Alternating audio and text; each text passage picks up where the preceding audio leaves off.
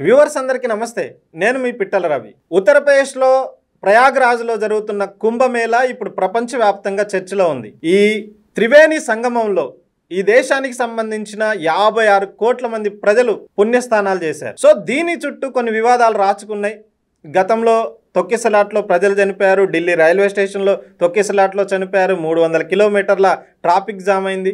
ఇవన్నీ news కుంభమేళాని highlight చేసినాయి. కానీ ఇప్పుడు ఒక న్యూస్ కుంభమేళాలో పుణ్యస్నానం చేసిన ప్రజల్ని భయపెడుతుంది. ఏంటి ఆ న్యూస్? అది మనం ఒకసారి చూస్తే సెంట్రల్ పొల్యూషన్ కంట్రోల్ బోర్డ్ ఏదైతే ఉందో అది సెంట్రల్ గ్రీన్ ట్రిబ్యునల్కి ఒక రిపోర్ట్ ఇచ్చింది. ఆ నేషనల్ గ్రీన్ ట్రిబ్యునల్కి ఇచ్చిన రిపోర్ట్లో ఏముంది అంటే, ఏదైతే పుణ్యస్నానం చేస్తున్న ప్రాంతం ఉందో త్రివేణి సంగం, గంగా, యమున, సరస్వతి ప్రాంతంలో విపరీతమైన నీటి కాలుష్యం ఏర్పడ్డది. ఇప్పుడు ఆ ఏరియాలో స్నానాలు చేస్తే అవి స్నానాలు చేయడానికి కూడా పనికిరానంత కాలుష్యం ఉంది. స్నానం చేస్తే ప్రజలకి ఆరోగ్యానికి ప్రమాదం ఏర్పడుద్ది, ప్రాణహాని ఉండటానికి కూడా అవకాశం ఉంటుంది అనేది ఇప్పుడు పెద్ద ఎత్తున నివేదిక ఇచ్చింది. కానీ ఈ నివేదిక తప్పుడు నివేదిక. ఇది ప్రతిపక్షాలు చేస్తున్నాయి.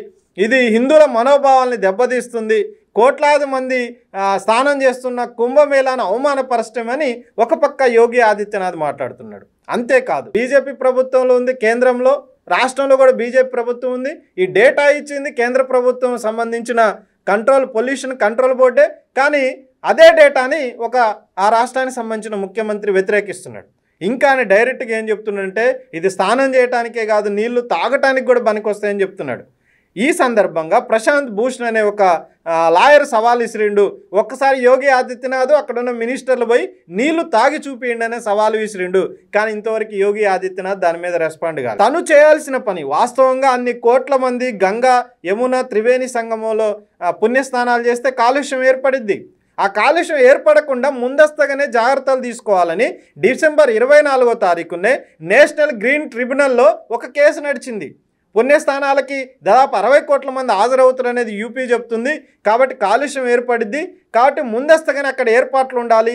ఆ కాలుష్యాన్ని నీటి శుద్ధి చేయడానికి, మురుగునీరు రాకుండా ఆపడానికి కావాల్సిన చర్యలు తీసుకోవాలని యూపీ గవర్నమెంట్ చెప్తే, డిసెంబర్లో చెప్పినా కానీ యూపీ గవర్నమెంట్ ఆ పని చేయకుండా ఇప్పుడు కాలుష్యం ఉందని డైరెక్ట్గా సెంట్రల్ పొల్యూషన్ బోర్డే చెప్తున్నా కానీ కాలుష్యం ఏం లేదు, నీళ్లు మంచిగా ఉన్నాయి అనేది యోగి ఆదిత్యనాథ్ చెప్పటం అంటే, తను చేయాల్సిన పనిని, తన బాధ్యతల నుంచి తప్పుకొని ఇక్కడ ఎవరైతే స్నానానికి వస్తున్న హిందువులు ఉన్నారో వాళ్ళ యొక్క ఆరోగ్యాన్ని ప్రమాదంలో పెట్టే పరిస్థితుంది. అంటే ప్రజల ప్రాణాలతోటి చెలగాటం ఆడుతున్నాడు.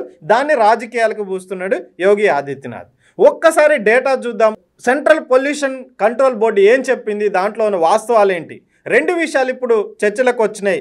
ఆ 2 విషయాలు ఏంటి అని చూసినప్పుడు, ఫీకల్ కొలిఫామ్ బ్యాక్టీరియా అనేది ఎక్కువైంది అనేది ఒక చర్చ ఉంది. తర్వాత బయోకెమికల్ ఆక్సిజన్ డిమాండ్ అనేది ఎక్కువ ఉందనేది చర్చ ఉంది. ఈ రెండింటి వల్లే నీటి కాలుష్యం ఏర్పడ్డదని.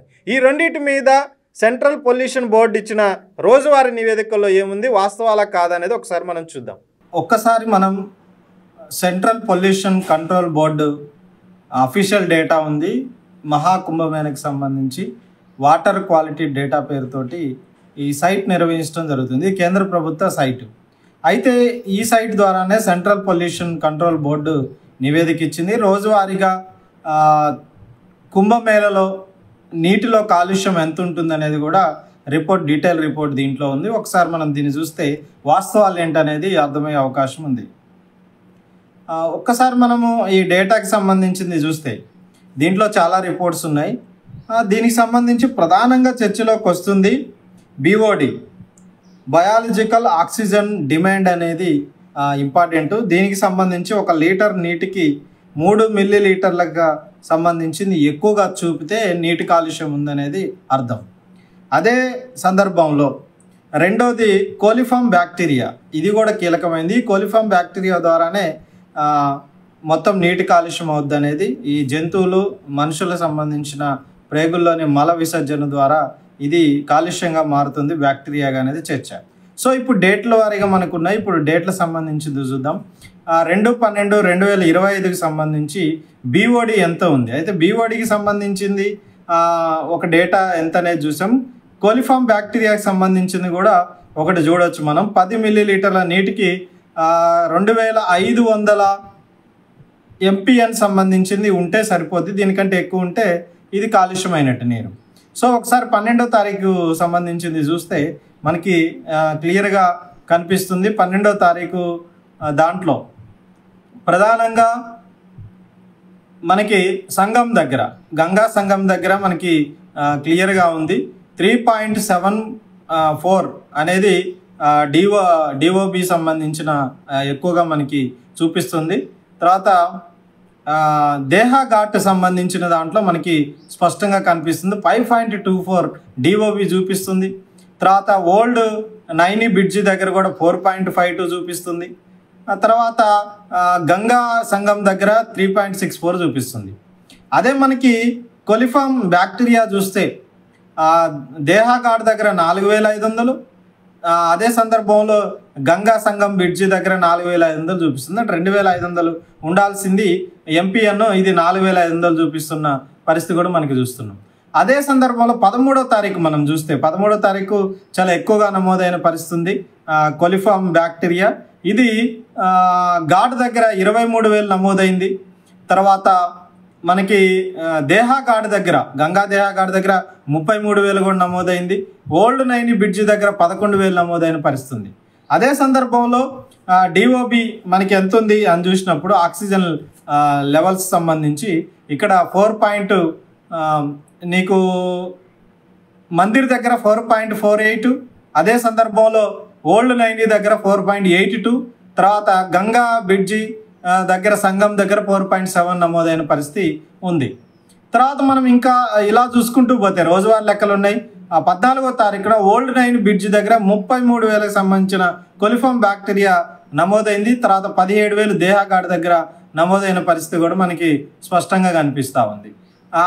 అదే సందర్భంలో ఇంకా వివిధ సందర్భాల్లో చూసినప్పుడు హైయెస్ట్గా మనకు చూస్తే జనవరి 20వ తారీఖున కొలిఫామ్ బ్యాక్టీరియా సంబంధించి 49,000 నమోదు చూపిస్తూ ఉంది. ఇది చాలా ఎక్కువ అయింది. ఆ రోజు ఎక్కువ బ్యాక్టీరియా కాలుష్యం ఉందనే చూస్తుంది. ఓల్డ్ నైని బ్రిడ్జి దగ్గర 23,000 చూపిస్తుంది. ఆ రోజు ఎక్కువ కాలుష్యం ఉందని చూస్తున్నారు. అదే రకంగా బిఓడి చూస్తే బిఓడి సంబంధించి ఘాట్ దగ్గర 5.2 చూపిస్తుంది. తర్వాత లార్జ్ బ్రిడ్జి దగ్గర 5.18 చూపిస్తుంది. తర్వాత మందిర్ దగ్గర 7.42 చూపిస్తూ ఉన్న పరిస్థితి కూడా మనకి స్పష్టంగా కనిపిస్తూ ఉంది. అదే సందర్భంలో 24 డేట్ తర్వాత 28 మనకి చూస్తే ఫిబ్రవరి జనవరి 30వ తారీఖు మనకు చూస్తే 13,000 మనకి కనిపిస్తుంది మందిర్ దగ్గర కొలిఫామ్ బ్యాక్టీరియా. అదే సందర్భంలో మిగతా దాంట్లో కూడా మనకి మిగతా డేట్లో కూడా కనిపిస్తుంది. తర్వాత ఫిబ్రవరి 2వ తారీఖు సంబంధించి దేహ ఘాట్ దగ్గర 5.58 బిఓటి కనిపిస్తూ ఉంది. బ్యాక్టీరియా మన బయోకెమికల్ ఆక్సిజన్ డిమాండ్ సంబంధించింది అంత కనిపిస్తూ ఉంది. తర్వాత మనకి యమునా నది గంగా సంగం దగ్గర 4,900 సంబంధించిన కొలిఫామ్ బ్యాక్టీరియా కూడా కనిపిస్తున్న పరిస్థితి. తర్వాత హైయెస్ట్గా మనం ఇలా చూసుకుంటూ పోతే ఫిబ్రవరి 8వ తారీఖు వరకు కూడా ఇది మనకి స్పష్టంగా ఉంది. తర్వాత ఫిబ్రవరి 8 తర్వాత కూడా రీసెంట్గా నమోదైన లెక్కలు బిఓడి చూసుకున్నప్పుడు ఫిబ్రవరి 16వ తారీఖున 5.9, ఫిబ్రవరి 18వ తారీఖున 4.6, ఫిబ్రవరి 19వ తారీఖున 5.24 నమోదైన పరిస్థితి కూడా మనకు కనిపిస్తూ ఉంది. సో ఈ లెక్కలన్నీ ఏం చెప్తున్నాయి, ఈ సైట్లో ఉన్న లెక్కలన్నీ ఏం చెప్తున్నాయి అంటే గంగా నది క్లియర్గా అంటే కుంభమేళా జరిగే త్రివేణి సంగమంలో గంగా యమున సరస్వతి సంబంధించిన నదిలో కాలుష్యం స్పష్టంగా ఉంది. ఇది పొల్యూషన్ కంట్రోల్ బోర్డు చెప్తున్న నివేదిక.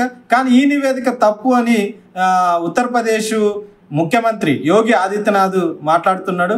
55 కోట్ల మంది హిందువులు దీంట్లో స్నానం చేశారు. వీటి వల్ల చర్మ వ్యాధులు వచ్చే అవకాశం ఉంది, ప్రాణాంతకమైన వ్యాధులు వచ్చే అవకాశం ఉంది అనేది కూడా నివేదికలు చెప్తున్న పరిస్థితి మనకి స్పష్టంగా కనిపిస్తూ ఉంది. చూశారుగా ఈ రిపోర్టు. దీంట్లో స్పష్టంగా కనిపిస్తుంది మోడీ వైఫల్యం సెంట్రల్ గవర్నమెంట్ది, తర్వాత యోగి ఆదిత్యనాథ్ వైఫల్యం రాష్ట్ర ప్రభుత్వాన్ని కనిపిస్తుంది. నీటి శుద్ధికి 1,000 కోట్ల రూపాయలు కేటాయిస్తామని చెప్పినా కానీ ఆ పని చేయకపోవటం వల్ల అక్కడ నీటి కాలుష్యం పెరిగిపోయింది. ఇప్పుడు ఇక్కడ స్నానం చేస్తే అంటువ్యాధులు వస్తాయని, శ్వాసకోశ వ్యాధులు వస్తాయని, అవసరమైతే ప్రాణాలకు కూడా ప్రమాదం ఏర్పడిద్ది అనేది సెంట్రల్ గవర్నమెంట్ రిపోర్ట్లో చెప్తున్నా కానీ దాన్ని తోసిరాజి దీన్ని ప్రతిపక్షాల మీదకి నెడుతూ యోగి ఆదిత్యనాథ్ రాజకీయం చేస్తున్నాడు.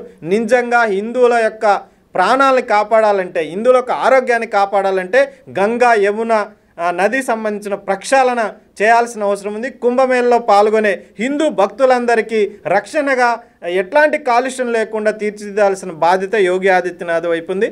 ఆ వైపు పయనించాలని కోరుకుందాం.